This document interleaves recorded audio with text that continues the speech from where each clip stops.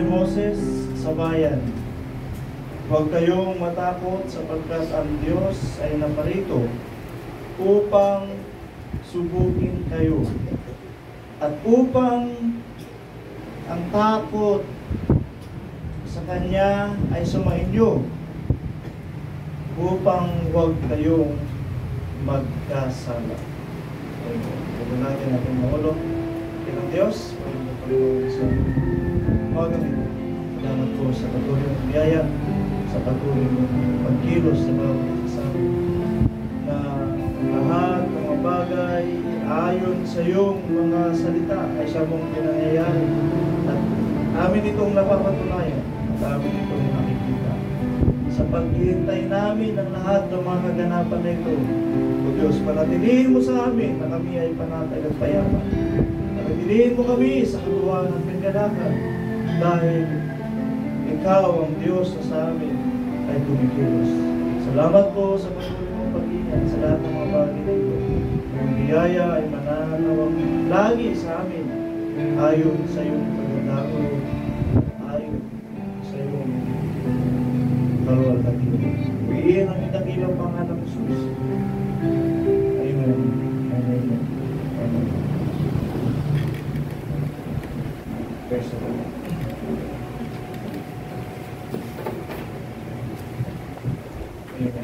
2020 namin.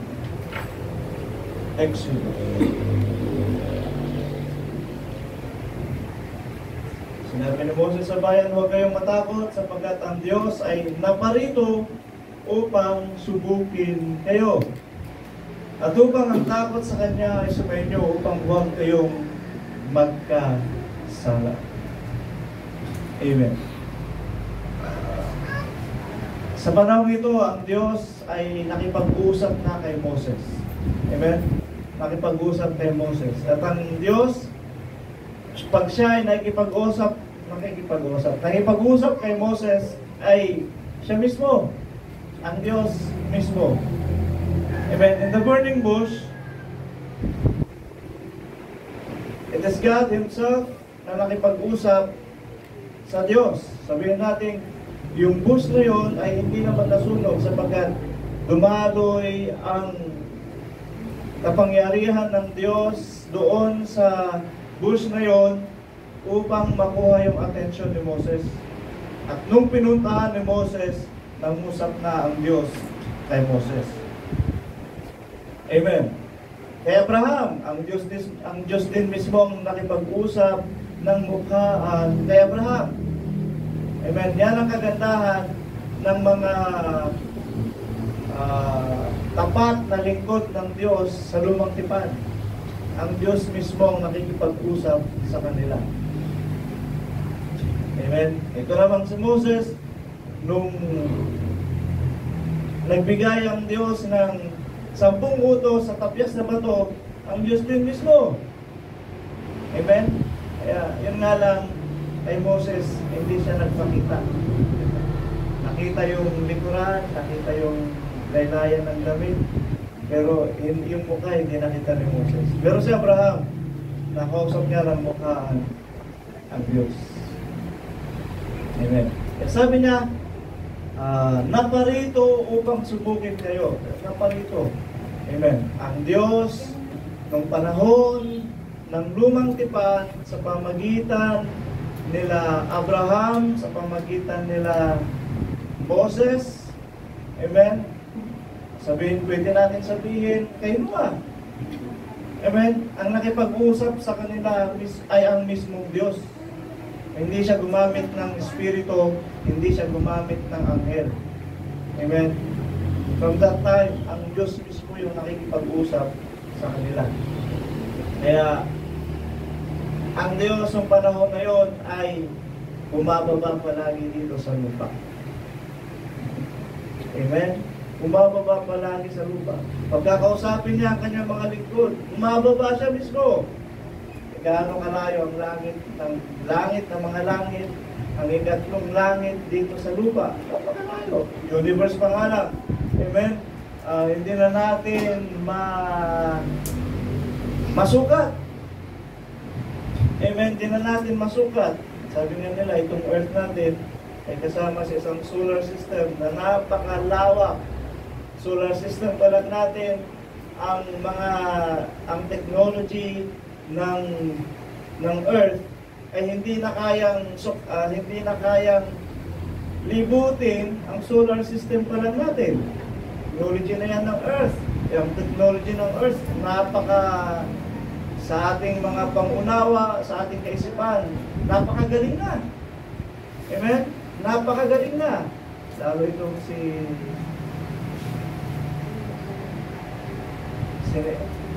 Elon Musk. Yung technology na kanyang ginagawa, gagawa siya ng basta tirahan dyan sa taas. Yun ang gusto niyang mangyari.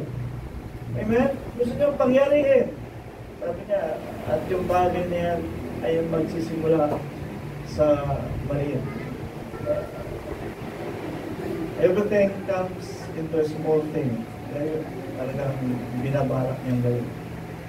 Ito yun ang Panginoon.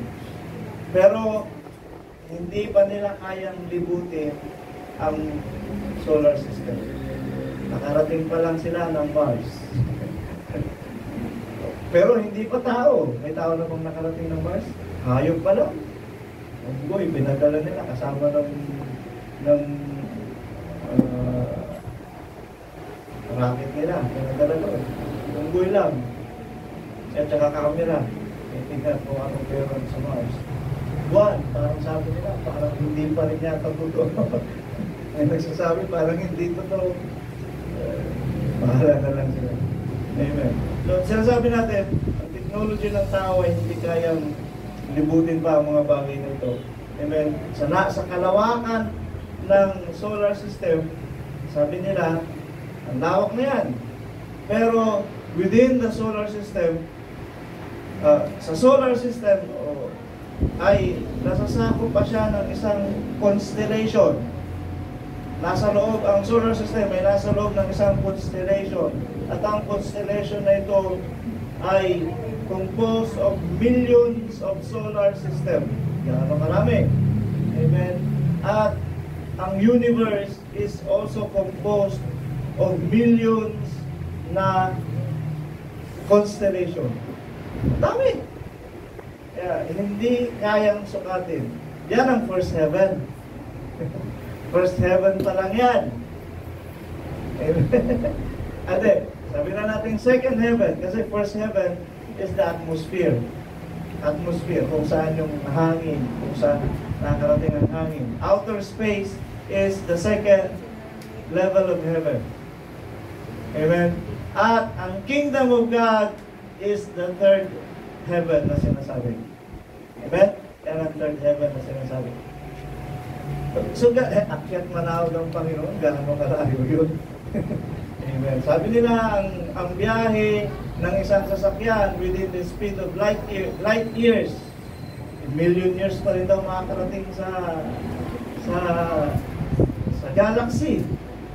Galaxy pa lang yun, ha? Hindi mo pa maiikot ang galaxy. Million years bago makarating from galaxy, within the galaxy lang, hindi ka pa makarating ng ibang galaxy. Kaya ang sasakyan ng Diyos gaano kabilis kung sakali. Amen. Yan ang Diyos. Hindi natin maisip, hindi natin matanto kung anong kapangyarihan ang Diyos meron siya. Masasabi lang natin ay makapangyarihan ang Diyos. He is the Almighty God, all-powerful God, omniscient God, omnipotent God. Amen? Ay nasabi ako hindi tama. May gusto akong sabihin sa inyo eh. Titira mo kung sasang-ayunan nyo eh. Hindi. Omniscient is all-knowing. Omnipotent is walang katapusan. Pero ang gusto sabihin omnipresent. God is omnipresent. Walang omnipresent sa Biblia. Although sinasabi ng ibang tao, sinasabi ng Biblia, kung saan ako naroon, sabi ni David, kung saan ako naroon, naroon ka. Amen. Kung saan ako lumagay, naroon ka. Nasa ilalim ka ng tubig, nasa ilalim ka ng sa aking higaan, naroon ka. Sa aking pagkipagbaka, nandun ka, sabi ni David. It doesn't mean na ang Diyos ay omnipresent. Saan ka pumunta, ay nandun siya mismo. Na nandun ka, at the same time, nandun siya sa sidang. Ano itsura ng Diyos kung sakali? Walangan nyo ang Diyos kung gano'n ang magiging figurative natin sa Kanya. Pero sabi ng Bible, ang tao ay nilikha ayon sa wangis ng Diyos. Anong wangis ng Diyos kung sakali? So, ibig sabihin lang nun, by the power of God, kahit hindi ka makakatakas sa mata ng Diyos.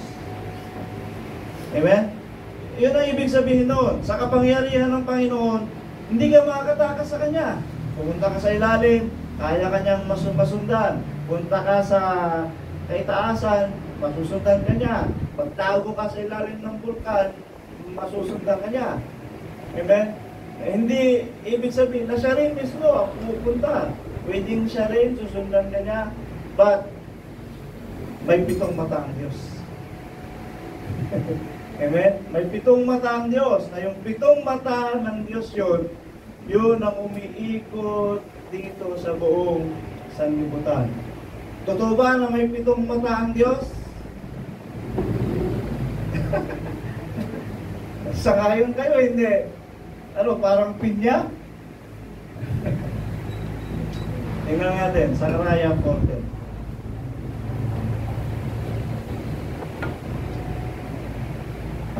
Sapagkat sino naghamak sa araw ng maliit na bagay, sapagkat ang 7 ito ay mga gagalak at makikita nila ang pabatong tingga sa kamay ni Zorobabel.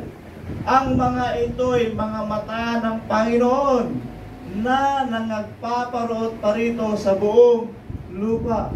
May 7 mata ang Diyos. Sinabi ng Biblia. Pero yung 7 mata na yun, hindi literal na 7 mata na may 7 mata ang Diyos. Amen. Ito yung mga sinusugo ng Diyos parito from heaven to earth. Sinusugo ng Diyos para sa kanyang mga lingkod. Amen? Those are angels. Spirito ng Diyos. Kaya, ito yung sinasabi ni Haring David. Na kahit saan ako pumunta, nandun ang Diyos.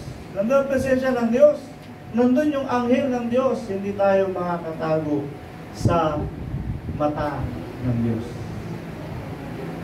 Amen? Yeah. Sabihin nyo sa kanila, omnipresent? Hindi. Ipaliwanag nyo sa kanila. Paliwanag nyo sa kanila mabuti. Para maunawaan nila kung anong hiwaga na hindi nila naunawaan patungkol sa Diyos. Amen. Muli ng Panginoon. Balikan natin Exodus 20:20. Ang Diyos bumaba nakipag-usap kay Moses na anong sinasabi? Na parito upang subukin kayo at upang ang takot sa Kanya ay sumainyo upang huwag kayong magkasala. Ito, nararamdaman nyo na ba na sinubok na kayo ng Diyos? Amen. Maraming mga pagkakataon, sabi, yung iba, sa mga pagsubok na dumarating, sinusubok sila ng Diyos. From the word pagsubok, is testing and trial. Amen. Pero huwag mo sabihin lahat ng dumarating sa iyong problema ay pagsubok sa iyo ng Diyos. Amen. Kaya huwag mong iasa sa Diyos ang solusyon sa lahat ng yun. Yung iba, baka ikaw din na may kasalanan kaya dumating yung problema. Huwag mo iasa sa Diyos yun. Gumawa ka ng paraan. Ito, para subukin tayo ng Diyos. Amen. Sa mga bagay ng ito, ng lahat ng ito ay sinusubok tayo ng Diyos. Amen. At paano tayo sinusubok ng Diyos sa pamamagitan ng problema? Hindi. Sa pamagitan ng sakit, minsan siguro, siya sa atin nyo, kung alin sa mga bagay nyo ng pagsubok sa inyo ng Diyos. Amen? At yung mga alam mong dumarating sa iyo, na pagsubok sa iyo ng Diyos, madadaan yan sa panalangin. Panalangin mo. Madadaan yan sa panalangin. Pero kung hindi yan galing sa Diyos na pagsubok, hindi mo yan madadaan sa panalangin. Kailangan mong gumawa. Amen? Ikaw mismo sa iyong sarili ang kumilos.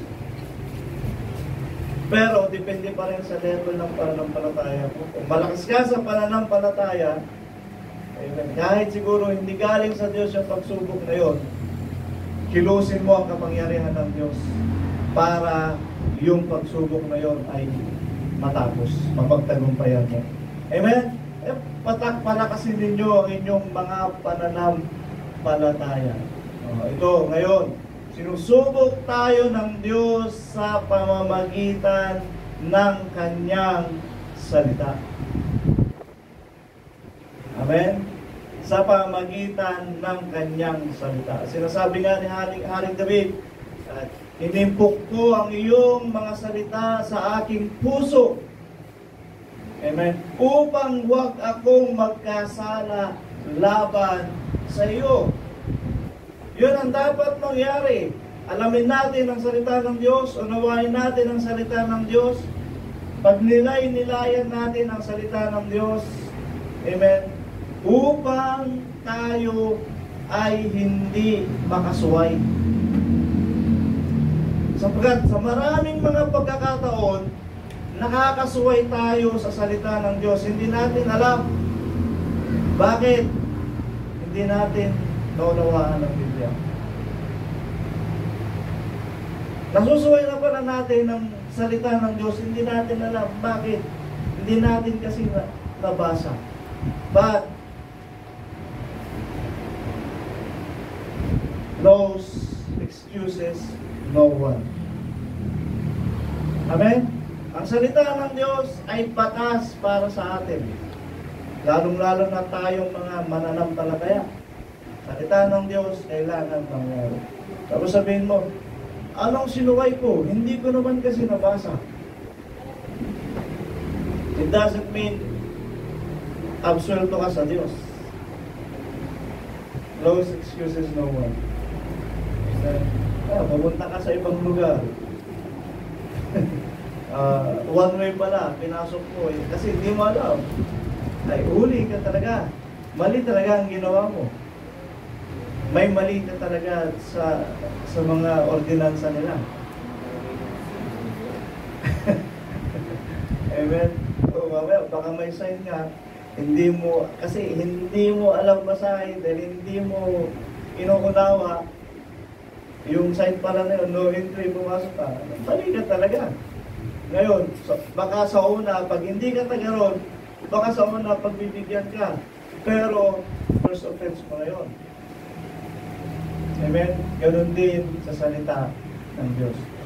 Kapag sa araw-araw, sa ating pamumuhay, tayo ay sinusubok ng salita ng Diyos. Sa paanong pamaraan, sinusubok tayo sa salita ng Diyos sa pagsunod. Amen? Kung tayo ba ay sumusunod, kung tayo ba ay gumaganap, kung tayo ba ay tumatalima sa salita ng Diyos. Kung tayo ay gayon sa ating mga sarili, masusumpungan tayo na hindi nagkakasala sa harap ng Diyos. Amen? So, simple lang naman, para hindi tayo magkaroon ng kasalanan sa Diyos. Kahit hindi mo naunawaan ng Biblia, gumawa kang mabuti. Yan ang kauna-unahang bilin ng Biblia. Gumawa kang mabuti. Nagkasala ka ba sa paggawa ng mabuti? Hindi. Yun na yun. Yun ang gusto ng Diyos. Amen. Gumawa ka ng mabuti. Pero hindi ibig sabihin, hindi mo nasasaliksikin ang Biblia. Ligtas ka na roon. Dahil hindi ka gumagawa ng masama, mabuti ka sa harap ng Diyos. Check ka na ron sa Panginoon. Pero hindi ibig sabihin, ganun ka na hanggang dumating ang Panginoon. Amen? Ano ibig sabihin? Sabi ng Biblia, 5:33 ng John, saliksikin ninyo ang kasulatan. Paano ko, hindi ko naman nabasa yan. Hindi ako nagsaliksik. Kasalanan mo yun. Hindi na yun kasalanan ng Diyos. O hindi na yun kasalanan ng mga tagapagturo. Baka mamaya kasi itinuro na yun, wala ka. Kaya hindi mo narinig. Kasalanan mo pa rin yun. Amen. Bakit? Sabi ng Biblia, James 10:25, huwag ninyong pabayaan ang pagkakatipon-tipon na gaya ng ginagawa ng iba. Salita pa rin ba yun ng Biblia? Nakasulat ba yun sa Biblia? Kasama na yun. Kung hindi ko mapsit, narinig mo sana. Amen? Lalo na yan, kasi Pastor Espiritu nagtuturo dito, 2 oras, 3 oras magturo, marami kang mapupulot sa kanya. Lalo na kung kwento patungkol sa Espiritu, attentive ako sa kanya pag siya yung nagkikwento patungkol sa Espiritu. Gusto kong malaman kung paano kumilos ang Espiritu ng gusto kong malaman. Attentive ako sa kanya, pinagsasagyaan ko. Kahit yung iba, ayaw siyang pakinggan. Ako, gusto kong malaman kung paano kumilos ang Espiritu. Because it is a part of our history. Amen? Kung paano kumilos ang Espiritu sa pamagitan ng tinig, kung sino yung mga ginamit, doon na ako mahina. Hindi ko matandaan kung sino yung mga sinasabi niyang ginamit. Kasi alam ko kung ano yung ginawang daloy ng Espiritu. Gusto ko siyang pakinggan. Kahit minsan, paulit-ulit na. Amen. May matututunan tayo. May matututunan tayo. Amen. Kaya sa pamagitan doon, tinuturuan tayo ng Diyos o sinusubukan tayo ng Diyos patungkol sa lahat ng mga bagay na ito. Deuteronomy chapter 13 verse 3. At huwag mong ditinggin ang mga salita ng manghuhulang yaon at ng mapanaginiping yaon at ng mga mapanaginip. Mamaya na lang yan. Verse, ano mo na? 2 Thessalonians chapter 2 verse 2. Upang huwag kayong madaling makilos sa inyong pag-iisip. Simulan natin sa 1. Saan galing itong tema na to? Ngayon, namin pinakamanik sa inyo mga kapatid tungkol sa pagbarito ng ating Panginoon Hesus at sa ating pagkakatipon sa Kanya. Ito yun. Amen? Okay. Sa pagtitipon na ginagawa ng Diyos sa atin, para huwag kayong magulumihanan, sabi niya. Pinagtibay sa atin ng Diyos ang isang dako. Amen. Kagaya rin naman ng Israel na binigyan niya sila ng isang dako. Amen. Ang Israel, binigyan niya ng isang dako. At kang isang dako na yon, ang pumili ang Diyos. Nabasa na natin yan. Amen. Sa mga pag-aaral natin, na pinili ng Diyos para sa kanila. Ngayon, ang dakong yun ay sinasabi natin na ang Diyos ang pumilos sa lugar na yun. Amen. Dahil walang makakapag-instantly sa loob ng isang taon, walang sino man sa atin ang pwedeng makapag-provide ng 100 hectares, 200 hectares sa loob ng isang taon, 2 taon. Kamay ng Diyos ang pumilos. Amen. Kamay ng Diyos ang pumilos. Sa pagkakatipon natin, sabi niya, upang huwag kayong madaling makilos sa inyong pag-isip at huwag din naman kayong mabagabag maging sa pamamagitan man ng Espiritu o sa pamamagitan ng salita o sa pamamagitan ng sulat na waring mula sa amin. Nawari bagang nalalapit na ang kaarawan ng Panginoon. Amen. Sabi niya rito, na huwag kayong madaling makilos sa inyong pag-iisip. Amen. Naaralan na tayo ng Ebanghelyo ng paghahanda. Gaano katibay na sa inyo ang Ebanghelyo ng paghahanda? Gaano nakatibay sa inyo ang Ebanghelyo ng isang dako? Amen? Kailangan ninyong maunawaan ito. Kailangan ninyong malaman ito. Gaano nakatibay sa inyo ang ang regeneration. Alam nyo ba ang regeneration? Pagpapanibagong lahi. Kailan mangyayari ang regeneration? Pag-upo ng ating Panginoong Hesukristo. Sino ang i-regenerate niya? Hayop? Kung iniisip nyo, lahat ng tao mararapture. Buhay at patay mararapture. Walang naiwan sa lupa. Anong pag-aharian ng Panginoon dito sa lupa? Sino ang i-regenerate niya? Amen? Ito yung unawang dumawali sa atin. Amen? Unawang hindi napahayag sa iba. Dahil hanggang ngayon, ang kanilang unawa, lahat rapture, buhay, patay. They were confused. Sabihin na natin kinapos sa pag-unawa at sa pag-aaral. Hindi nila nabasa na nila yan, regeneration, pero hindi nila binigyang pansin. Amen? Hindi nila binigyang pansin. Pero sa akin mga kapatid, dumaloy lang yung mga pag-aaral na yun. Dumaloy lang. Dahil unang-una, 34 years, sumunod, pagtakas. Amen. Pagtapos ang pagtakas, sumunod, paghahanda. Tapos ang paghahanda, isang dako. Sunod-sunod. Hanggang sa ipinaunawa sa atin ng Panginoon na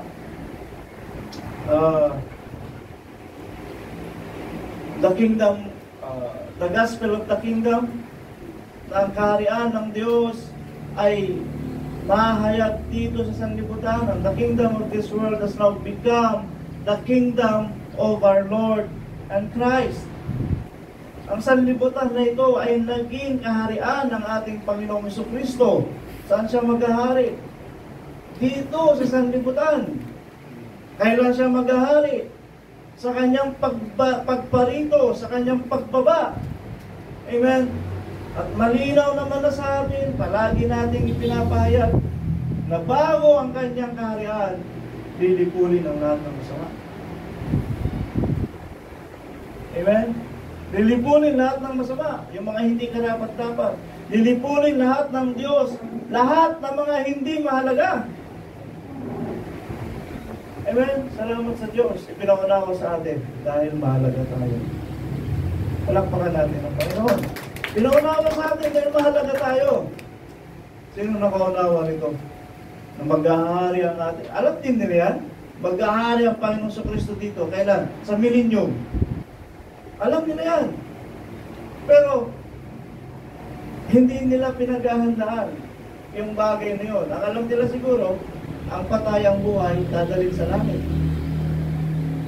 Amen?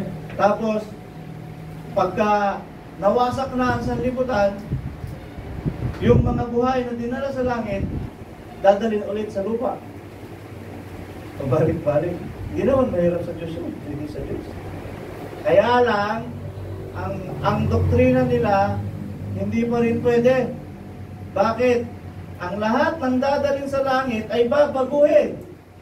Gagawing katawang makalangit. Diba? Okay. Tapos, dadalhin ulit sa lupa. Anong gagawin? Babaguhin ulit para maging katawang lupa? Saan natin nabasa? Wala. Ayun yung sabihin nating loophole sa mga aral nila. Kinapos. Amen, kinapos. Ngayon, ang aral natin, paghari natin Panginoon Jesucristo, magkakaroon ng regeneration. Sino ang i-regenerate? Yung mga nanangaligtas. Yung kanyang mga tapat na lingkod. Yung kanyang mga binanal. Sila ang magre-regenerate. 1928 ng Matthew, kailan siya magre-regenerate? Sa pag-upo sa luklukan ng anak ng tao. Sino yun? Ang ng ating Panginoong Jesucristo. May loophole ba sa mga turong itinuturo natin? Sang-ayon lahat. Ayon sa pahayag ng banal na kasulatan. Amen. Hindi tayo tinapos. Ngayon, magugulumihanan ba kayo ngayon? Joseph, manunumay ba kayo? Amen. Hindi na. Sapagkat nakikita na natin kung ano ang gagawin ng Diyos sa dulo. Nung una, siguro malunumbay tayo. Amen. Kasi nga, magkakagira na. Kaya nyo, malapit na. Hinihintay nyo. Sabi nyo, gira ng gira. Tagal naman. Wala naman. Kaya nyo, darating yan. Hindi ninyo alam. Malapit na. Malapit na. Huwag kayong magtaka. Okay. At isa pa pala. Ito, update. Yun nga, nagpahayag si Kamala sa kanyang programa. Magkakaroon ng peace between Israel and Palestinians.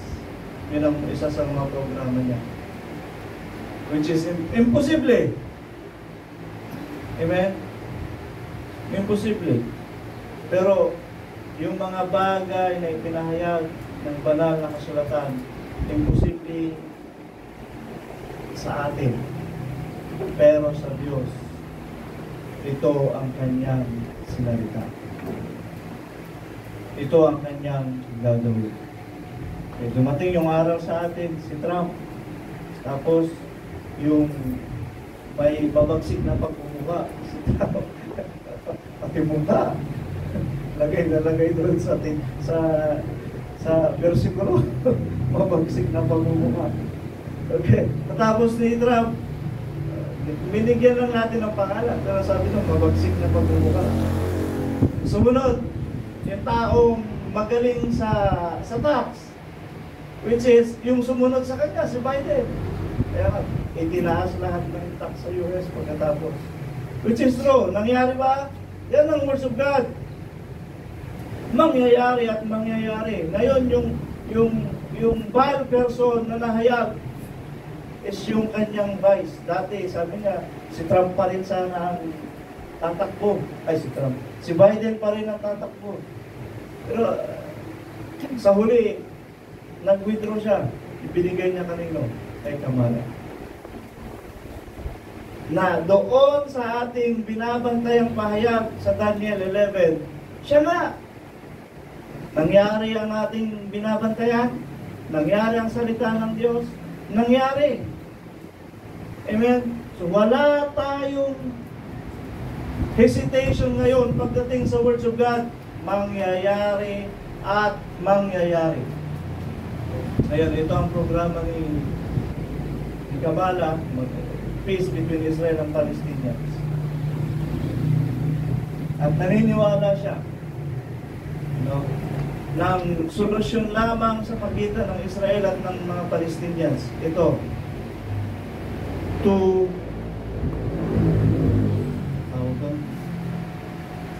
two-state solution.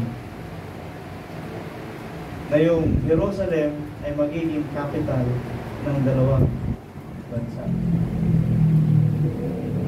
Yan lang ang solusyon. At yun yung gustong isulong ni Kamala Harris.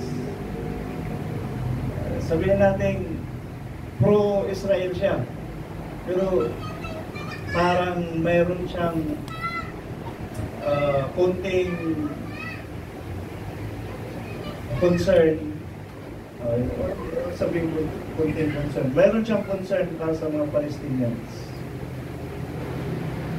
Kaya naniniwala siya na magiging solusyon ay two-state para sa Jerusalem.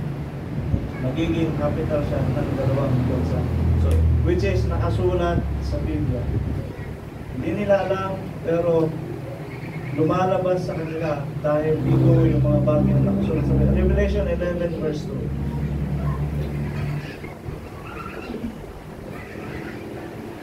At ang loobang nasa labas ng templo ay pabayaan mo. Looban, pero nasa labas. Paano nangyari? Nasa loob, pero nasa labas.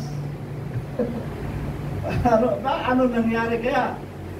At ang loob ang nasa labas ng templo ay pabayaan mo. At huwag mong sukatin sapagkat ibinigay sa mga bansa at kanilang yuyurakang 42 buwan ang banal na syudad. Ito ang isa sa mga hinihintay natin. Amen. Ibigay ang kalahati sa mga hindi ng banal na templo. Yan lang naman pinagawayan kasi nila Jerusalem. Yung isang bahagi ng Jerusalem, mapapagitan ng isang kabuuan ng Jerusalem, mayroong wall sa gitna. Sa kabilang banda, ang nanalangin, mga Hudyo. Sa kabilang banda, ang nanalangin, mga Muslim, mga Palestinians. Ito ang nakikita nilang solusyon. At ang banal na templo, ang sabi ng Biblia, ibinigay sapagkat ibinigay sa mga bansa. Palestinians lang naman ang naghahabol. Amen. Sa Palestinians ibibigay. Pero ang Palestinians, suportado ng maraming bansa. Suportado ng Iran, suportado ng Lebanon, suportado ng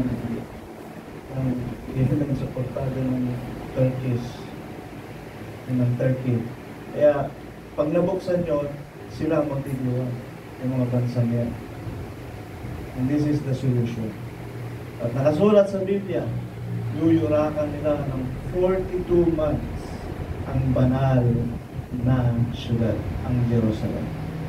So yun ang abangan natin. Pag nangyari ang araw na to, saan kayo? Amen? Magbantay kayo mga kapatid. Kailan kaya? Kailan kaya? Sabihin na natin. Hindi natin masabi kung kailan. Pero para sa akin lang ha, kasi pero babantayan pa rin natin ito. Para sa akin, nangyari man ang peace treaty o hindi, magkukumplay ako sa salita ng Diyos. Amen. Saga ng akin, gawin nyo rin nito. Sa loobin ninyo. Amen. Mangyari o hindi, mag-comply tayo sa salita ng Diyos. Amen. Ibig sabihin, alanganin ka sa peace treaty. Hindi ako alanganin sa peace treaty. Sinasabi ko lang na mangyari man ito o hindi, sumunod tayo sa salita ng Diyos. Ang gusto kong gawin natin, bago mangyari ito, nakasunod na tayo. Amen? Dahil ang sabi ng Biblia, pag nakugkog na ang Israel, o pag nakugkog na ang Jerusalem, ito na yun. Paano makugkog ang Israel? Ang Jerusalem, sa pamamagitan nito, bahagi na yan. Kasi nga, part of the Jerusalem ay mabibigay sa mga itil. So pag nangyari na to, ang sabi ng Biblia, wala kayong madadalang anuman. Bakit? Kung may pananampalataya ka sa salita ng Diyos, tatakas ka na walang dala. Bakit? Huli na. Huli na. Huli na. Amen. Pero meron pa rin habag ang Diyos. Kahit wala, pwede naman siguro, kahit wala kang dala, basta masipag naman. Amen. May lupa. Mayamang lupa. Nakita ko nga nung punta ko sa tangke sa 23, dinala ko yung mga pananim. 2 oras ako doon. Naitanim ko, tatatlo. Tatatlo. Kasi may nakita ako nagtatanim doon sa tabi. Nakipagpintuhan ako ng punti, mga kapatid. Masaya makipagpintuhan. Nagpintuhan ng pintuhan. Tatanim sila kamuting kahoy. Kita ko, may tanim na silang mais. May tanim na silang mani. Ang ganda ng tubo ng mani na tanim nila. Tapos sunod na tanim. Kamuting kahoy, may mga tanim na sila. Tapos sunod na tatanim nila ngayon. Yung kamuting baging. Paging naman. Yung mga kapatid, nakikitanim lang sila. Wala silang lupa. Wala silang lupa. Nakikitanim lang. Pero hanggang ngayon, buhay sila. At nabibigyan nila yung may lupa. Nabibigyan nila yung may lupa. Ang ganda, sabi ko, kasi yung sa amin doon, nirentahan nung dating nag-renta na magtatanim ng kalabasa. Sabi ko doon sa nagtatanim na yun, kapatiran din, galing Masbate. Sabi ko, itong yung malapit sa inyo doon sa lugar na yun, kasi malapit, yung tinataniman nila malayo. Para hindi kayo malayuan, taniman nila din yung sa amin doon. Pero may tanim na kalabasa nila. Sige, sabi na, pagtapos ng kalabasa na ito, tataniman namin yun. Sabi ko, sige, may kinabang din ako, hindi ito pa. May kinabang, sa sipag ng mga tao yun, may kinabang ako. Walang gutom sa lugar na yun. Kung may lupa ka, masipag ka, mas malaki. Pero kung may lupa ka, hindi ka masyadong marunong sa paghahalaman, yung marunong na walang lupa, pwede kayong magsama.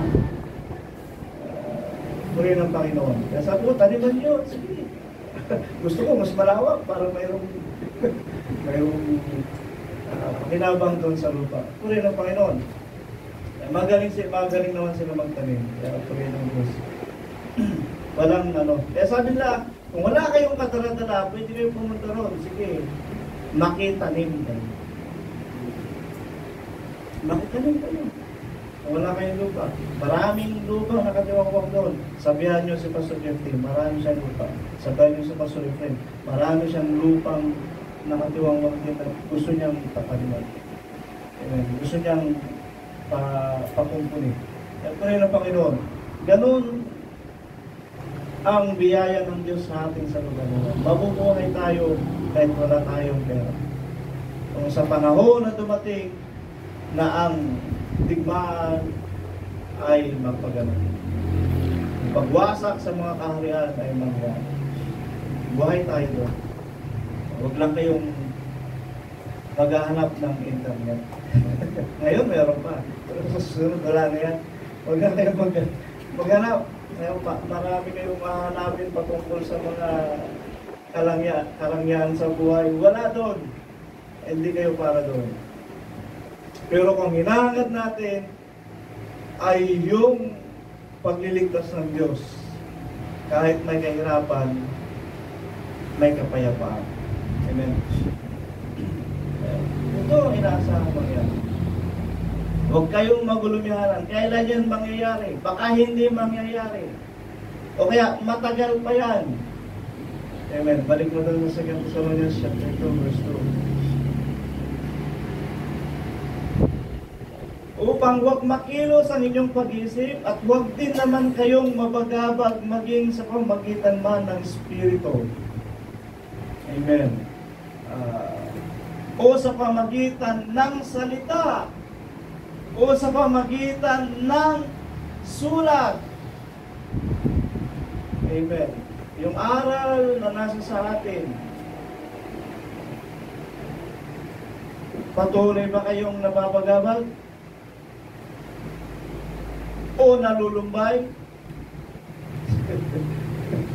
Pinalumbay ba kayo?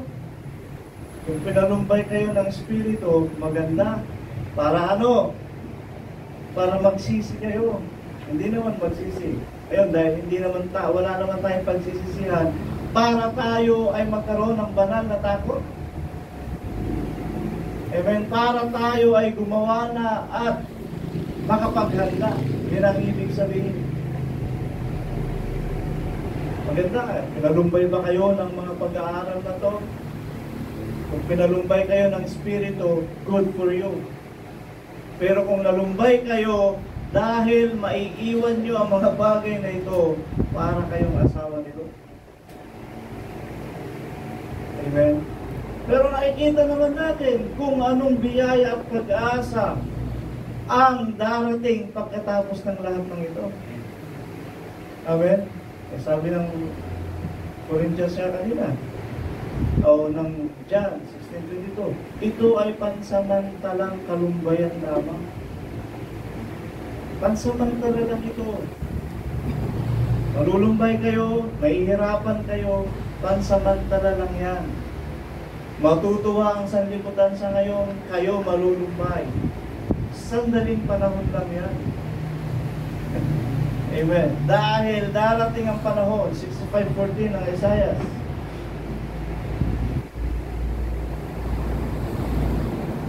Narito ang aking mga lingkod ay magsisiyawit sa kagalakan. 13. Balik mo muna sa 13. Ito. Kaya't ganito ang sabi ng Panginoong Diyos. Sinalita ba ng Diyos? Mangyayari o hindi? Paniniwalaan mo o hindi? Sasampalatayanan mo hindi? Ito ang sabi. Ang aking mga lingkod ay magsisikain.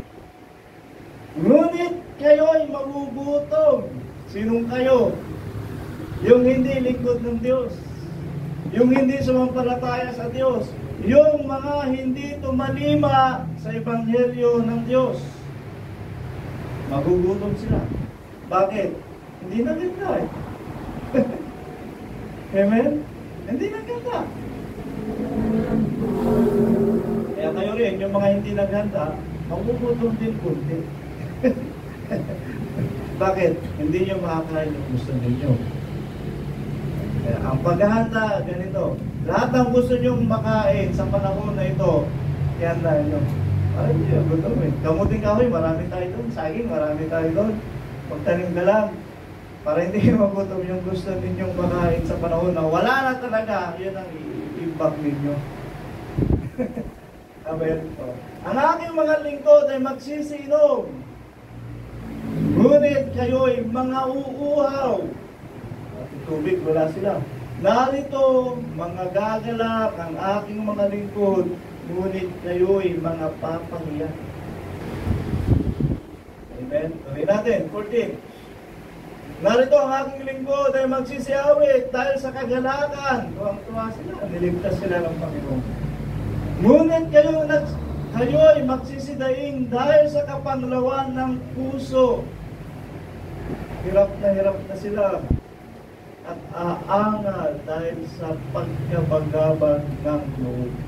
Ngayong kalumbayan ninyo ngayon, o sa sinasabi nating tribulation,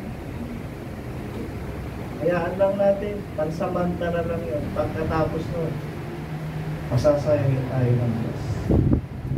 Amen? Pagkatapos nun, masasayahin tayo ng Diyos. Ito ang mga bagay na pangyayari ng Diyos para sa Kanyang mga lingkod. Okay, ito pa, Isaiah 60 verse 2. Sapagkat narito tatakpan ang kadiliman ng lupa at ang salimot na dilim ay ang mga bayan. Didilim talaga sa bayan. Ngunit ang Panginoon ay sisikat sa iyo at ang kanyang kaluwalhatian ay makikita sa iyo. Ano ang kaluwalhatian? Ano ang kaluwalhatian? Kaluwalhatian ng Diyos. Sa ibang mga lugar madilim, ang kaluwalhatian ng Diyos sa lugar na yon ay sisikat. Na ano? Maluluwalhati pa ang Diyos pag ang mga lingkod niya nagugutom, pag ang mga lingkod niya napahamak. Walang kaluwalhatian ng Diyos. Ano maluluwalhati ang Diyos? Maluluwalhati ang Diyos sa pamagitan ng kanyang mga lingkod. Dahil makikita nila, mapapatutuon nila, masaya sila dahil pinasaya sila ng Diyos. Malulusog sila dahil pinakain sila ng Diyos. Amen. Masagana sila dahil pinagpala sila ng Diyos. Yun ang kaluwalhatian ng Diyos sa lugar nito. At madadala natin ang kaluwalhatian ng lugar. Verse 13.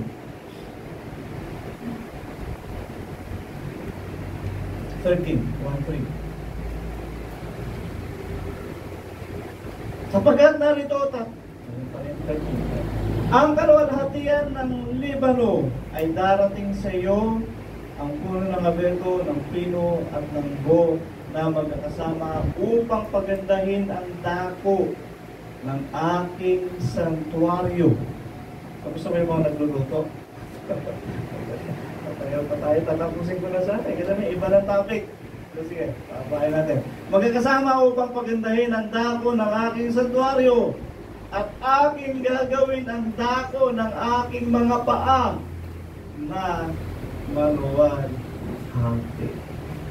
Amen? May kaluwalhatian sa lugar ng Sidan? Nagkataon lang ba na Libano ang mahayag sa lugar na yun? Mga Libano, di ba kaaway ng Israel yan? Hindi Libano ang sasakop sa atin doon. Ang kaluwalhatian ng Lebanon, ang Lebanon ay kilala sa kanilang simbolo. Yung bandila ng Lebanon, may kita mo doon. Puno. Anong puno? Sidan. Kaya ang sigasig ng Lebanon ay mahayag sa lugar na yun. Nagkataon lang ba ng Sidan ang pinangalan sa lugar? It is all by the Spirit. Lahat ng ito ay ayon sa Espiritu. Amen? Hindi napili ang lugar na Sidan dahil alam na natin ang mga nakasulat. Hindi. Napili ang pangalang Sidan dahil lang sa pagbubuklat. Isang buklatan na. Buklat ni Pastor. Ito ay papangalan natin. Ang binasa niya, may Sidan. Sige, Sidan. Hindi natin ibinigay ang pangalan ng Sidan dahil nabasa na natin o pinaunawa na sa atin. Hindi. Ang kaluwalhatian ng Libano ay darating sa lugar na yun. Sidan ang magiging pangalan. At aking gagawin ang dako ng aking mga paa na maluwalhati. Amen? Magiging maluwalhati ang lugar ng Sidan. Amen? Magiging maluwalhati. Paano mangyayari yun? Paano pangyayari yun ang Diyos? Ito, yung mga journalist, yung mga mapagmasid, mag-aaral kayong mabuti, magsulat kayong mabuti. Alamin ninyo ang mga bagay na pangyayarihin at mangyayari. Bakit? Sa susunod na aklat, doon ipapaliwanag. Doon mahayag kung paano nangyari na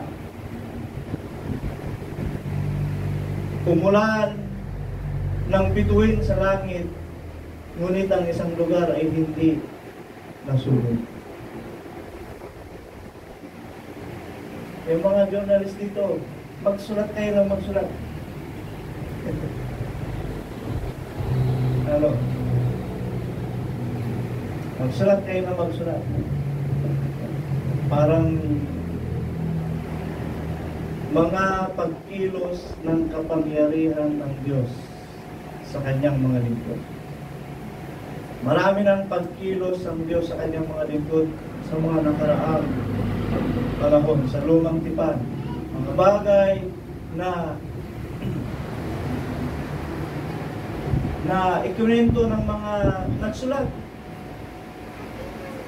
na darating na ang kapahamakan, ngunit dahil sa pagsunod nila sa Diyos, naligtas sila. Amen?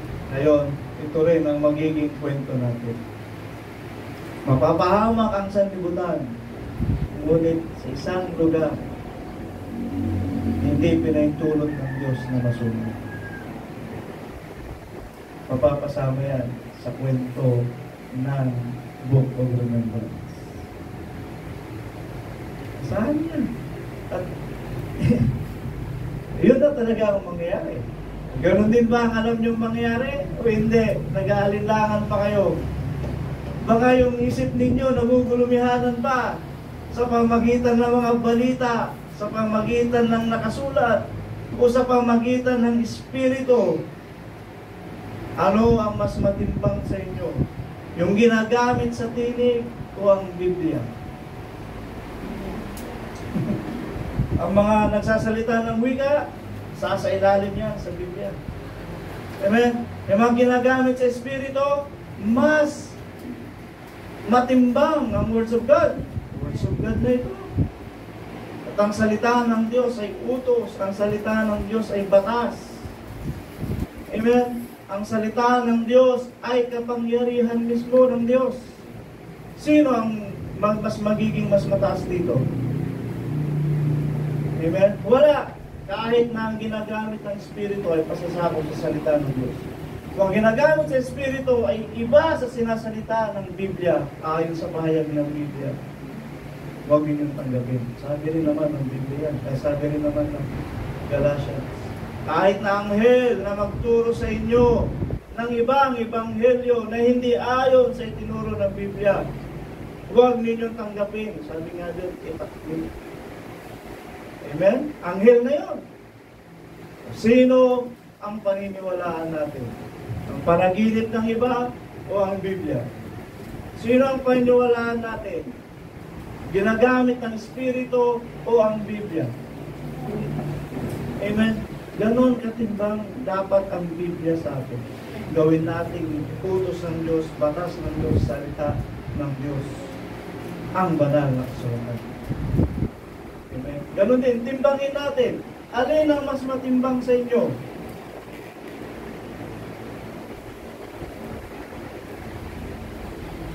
Yung kasaysayan na nagaganap sa ating panahon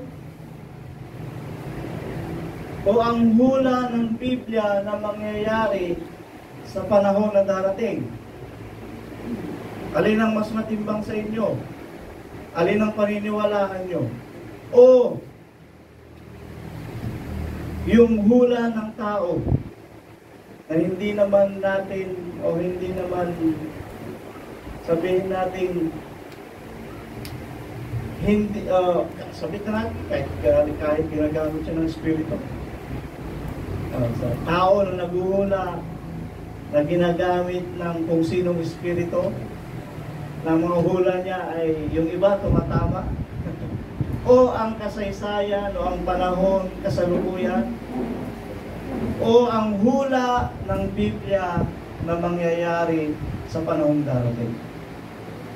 Alin ang mas mapaniwalaan mo? Biblia talaga ang mas matalas. Ang mas dapat natin paniwalaan. Kahit sabihin na natin, malabong mangyari ang peace treaty ngayon. Kasi nga, dahil sa sitwasyon ng panahon, sabi ko lang, hindi, ngayon, pwedeng mangyari ngayon. Hindi ko sabing hindi mangyari. Halimbawa, dahil sinisiyasat mo ang panahon, parang malabong mangyari ang peace treaty. Pero ito nga ang nakasulat sa Biblia, yuyurakan ng banal na templo in Jerusalem. Amen? Parang hindi naman yata ito yung nakasulat sa Revelation 11:2.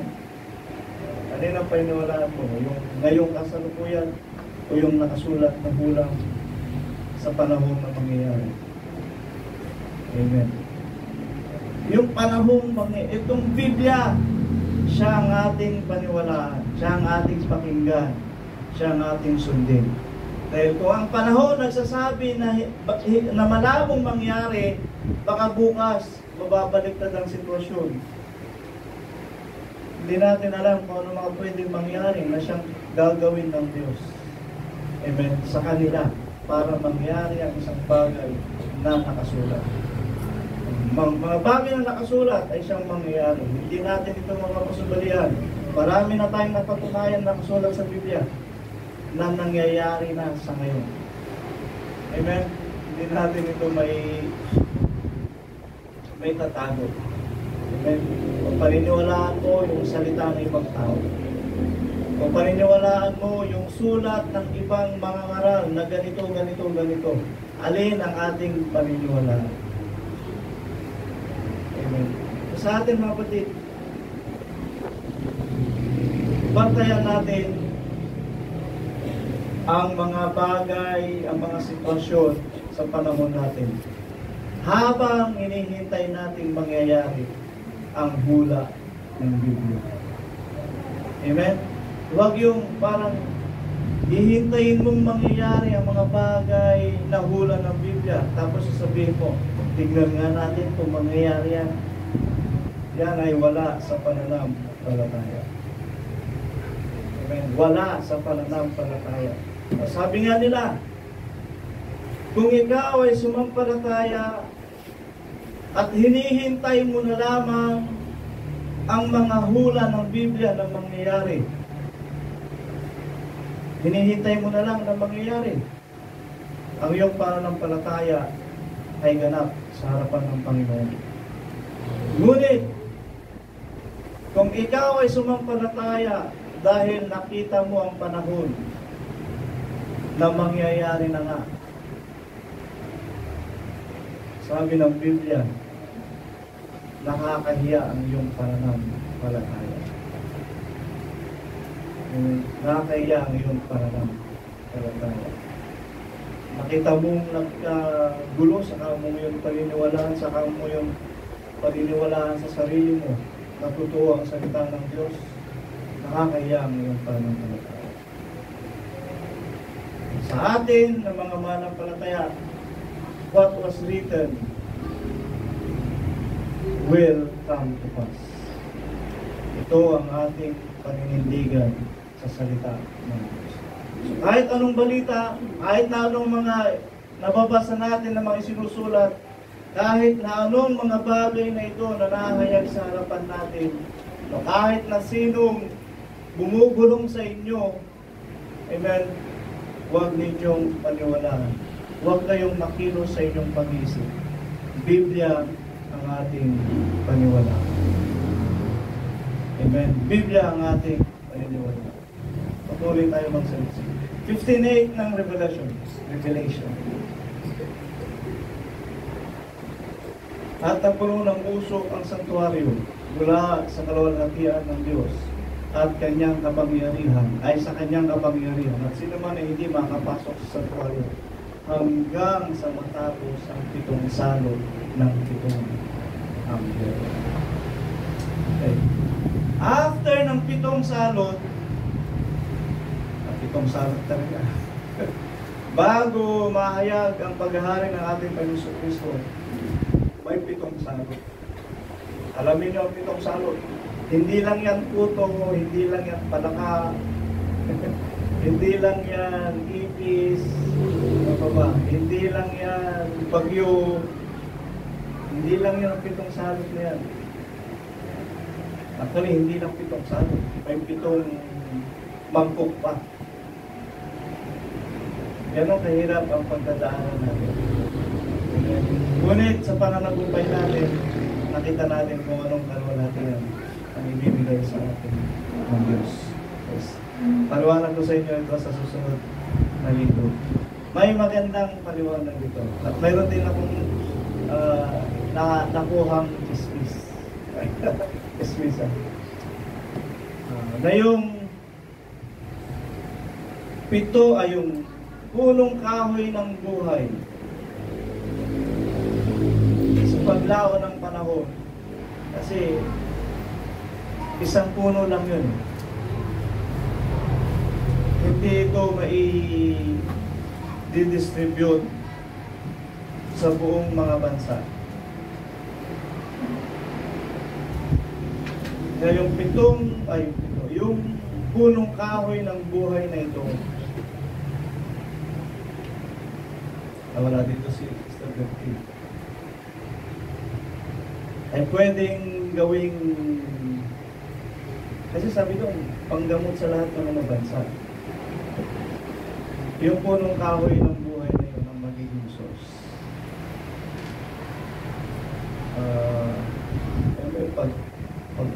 Pag tinanggal mo yung dahon doon, mabubulok. Paano mapipreserve? Yung bunga noon, pag i-deliver mo sa amang bansa, pag malayo, lalo kung malayo, sa panahon ngayon, wala pang aeroplano kung sakali. Kasi hindi na magpo-focus ang tao sa mga teknolohiya. Pero babalik din. Mabubulok yung bunga. Paano sila paano sila makakakuha ng punong kahoy ng buhay ngayon para pangpagaling ng lahat ng mga bansa. Medisina. Ano yung ginagawa nila? Yung ano nga yung pamugok. Lagundi, di ba? Ginawa ng siro. Pagkakot. Pwedeng gano'n ang mangyari. Kaya sabi ko, Mr. 50, gawa siya ng formula nung isa sa mga bunga na yun, kung anong magagawin mo. Hindi, para may preserve siya at madala sa ibang bansa kung sakaling panahon na pangailangan. Mga chismis lang marami. Pag-aaral. Gusto ko sabihin. Unawain nyo rin, pag-aaralin din natin paano mabagay mo. Sabi ko, nung narinig ko, sabi ko, hindi na ba magiging literal yung punong kahoy ng buhay? Literal, may punong kahoy ng buhay. Sa atin magsisimula. Pero sabi kasi, pampagaling sa lahat ng mga bansa. Ay, mahirap sigurong patubuhin yun. Kaya yun ang source, dadalhin sa kung saan. Gagawing zero, gagawing tablitas, gagawing yung iba, ginagawang hanga.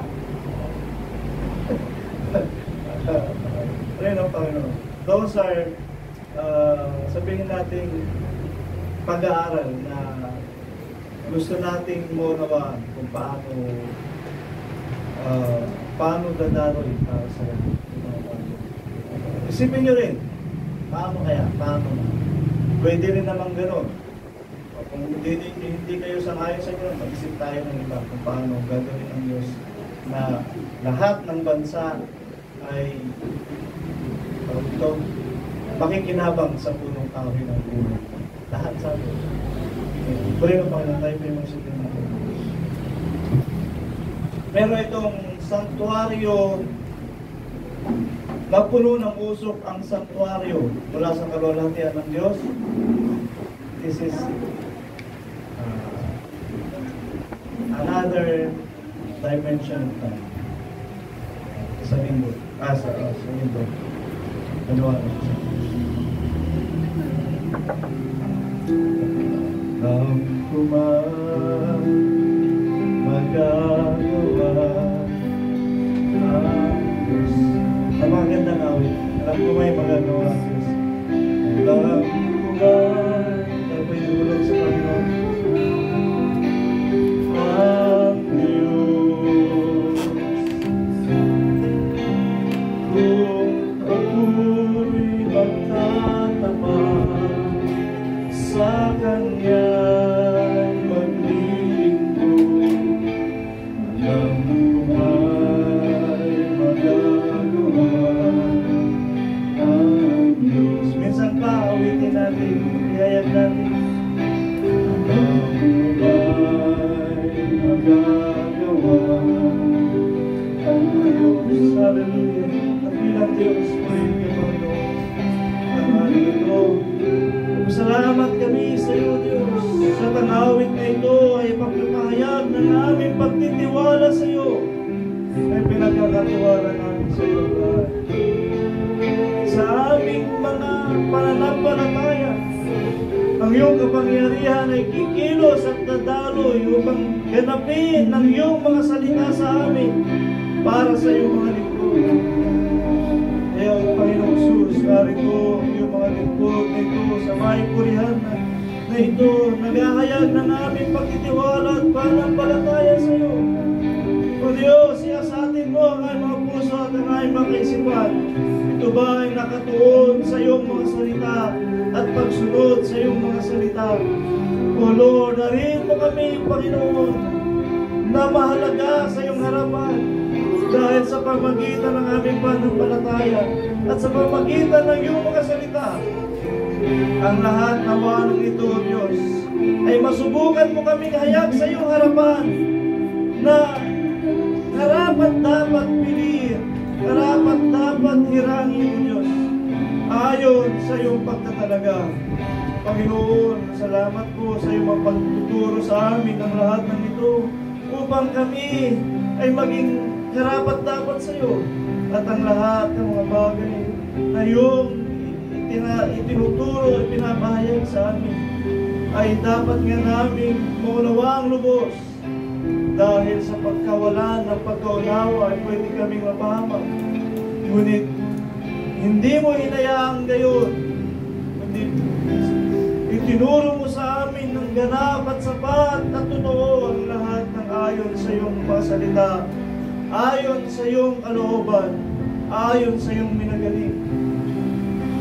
Hindi ito dahil sa aming mga karunungan, hindi ito dahil sa aming mga kakayahan, kundi ito ay mula sa iyong Espiritu Santo na sinugo upang ipahayag sa amin, O Diyos, ang kahangahangang salita mo na siyang magkakaroon ng kaganapan.